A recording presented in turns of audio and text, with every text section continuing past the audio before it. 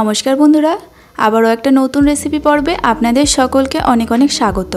आजके आमी बानिये देखाबो बाटार नान। रेस्टुरेंटेर मतो बाटार नान किभाबे बाड़ीते बानिये निते पारबेन सेई रेसिपिटी शेयर करब। तबे आजकेर रेसिपिर जोन्नो कोनो रकम इस्टेर प्रयोजन होबे ना। इस्ट छाड़ाई आमी आजकेर बाटार नानटा बानिये देखाबो। एकदम नरम तुलतुले बाटार नान तैरी होबे। ভিডিওটি সম্পূর্ণ দেখার জন্য অনুরোধ থাকলো। রেসিপিটি ভালো লাগলে একটা লাইক কমেন্ট করবেন। আমার চ্যানেলে নতুন হলে চ্যানেলটি সাবস্ক্রাইব করে পাশে থাকবেন। চলুন শুরু করি আমার আজকের রেসিপি। বাটার নান বানানোর জন্য মিডিয়াম সাইজের বাটিতে করে মেপে 4 বাটি পরিমাণে ময়দা নিয়েছি আর গ্রামে মাপলে 500 গ্রাম ময়দা আছে। প্রথমে পরিমাণ মতো লবণ দিলাম আর 1 চামচ চিনি দিলাম। এবার আমি দেব বেকিং পাউডার। বেকিং পাউডার দেব 1 চামচ আর বেকিং সোডা দেব হাফ চামচ।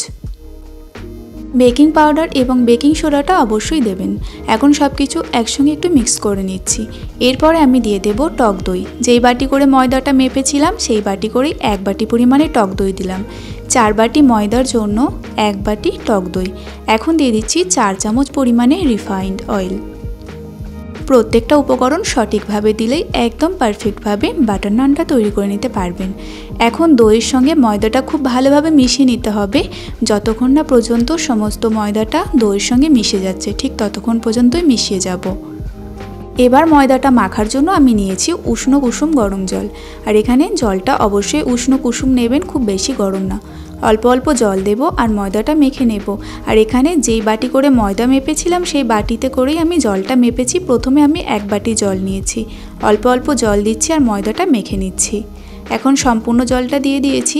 এই রকমভাবে হাতের সাহায্যে ঠেসে মাখতে হবে, তাহলে নানগুলো ভীষণ সফট হবে আর ফুলে উঠবে।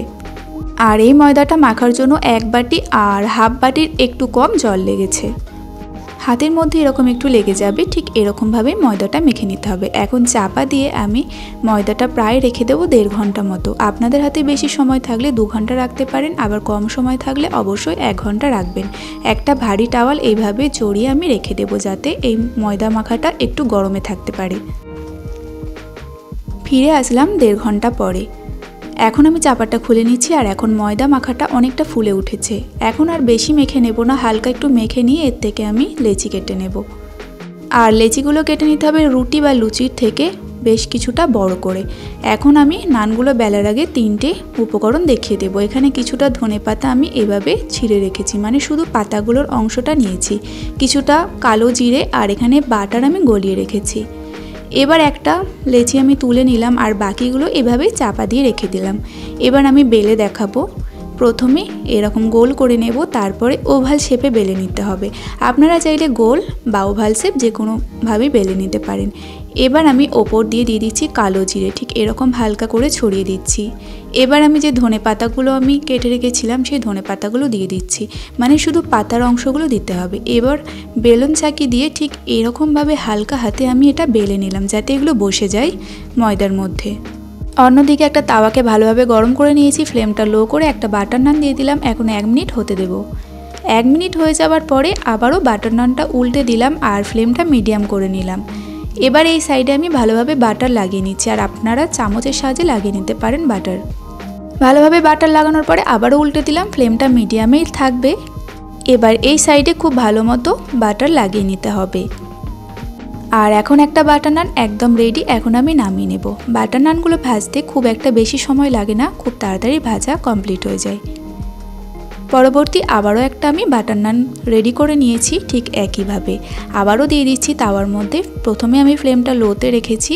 1 মিনিট পরে বাটার নানটা আমি আবারও উল্টে দেব।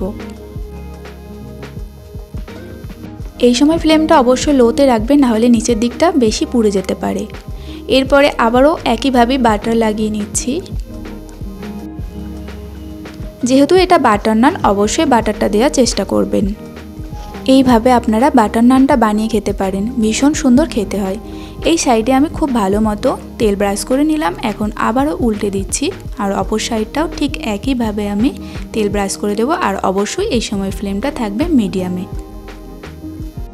আবারও আমি একইভাবে বাটার লাগিয়ে নিচ্ছি আর একটু চেপে চেপে দিলে বাটার নানটা খুব সুন্দরভাবে ফুলে উঠবে। এই রেসিপির প্রত্যেকটা টিপস যদি ফলো করে বানিয়ে থাকেন তাহলে একদম পারফেক্ট নরম বাটার নান আপনারা তৈরি করে নিতে পারবেন।